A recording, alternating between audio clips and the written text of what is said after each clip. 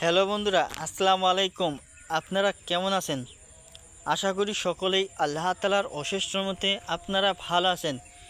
দেশ ও বিদেশ থেকে আমাদের এই চ্যানেলের পক্ষ থেকে আপনাদের স্বাগতম ও আমাদের চ্যানেলের ভিডিও যারা দেখেন তাদেরকে অসংখ্য ধন্যবাদ। তো আজকে আমি একটি পান পাতা নিয়ে আলোচনা করব। পান পাতা গাছ। তো এই পান পাতা গাছ অবশ্যই আপনাদের অনেকেরই মানুষ রয়েছেন যারা পান খাওয়ার অভ্যাস রয়েছে। পান না খেলে তাদের চলে না। তো অনেকে প্রতিনিয়তই দিন রাতে শুধু পান আর পান খেয়ে থাকেন। পান ছাড়া একদম আপনাদের ভালো লাগে না। তো সেই সমস্ত লোকেদেরও পান কিনে খেতে টাকা খরচ হচ্ছে। তো তার কারণ হচ্ছে আপনারা পান খেতে ভালোবাসেন।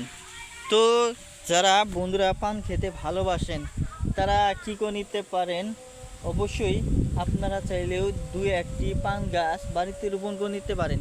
তো গ্রামগঞ্জে যাকে জাংলা বলা হয়, বাঁশ ও কঞ্চি দিয়ে তৈরি করা হয়, সেই জাংলার দিয়ে সেখানে পান গাছ রোপণ করে নিতে পারেন।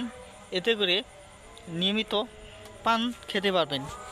তো বন্ধুরা, এতে করে আপনাদের বাজার থেকে পান কিনে খেতে হবে না। তাছাড়া আপনারা নিজেদের হাতে যদি পান গাছ চাষাবাদ করে নিতে পারেন, সেই পান কিন্তু আলাদা স্বাদ পাবেন।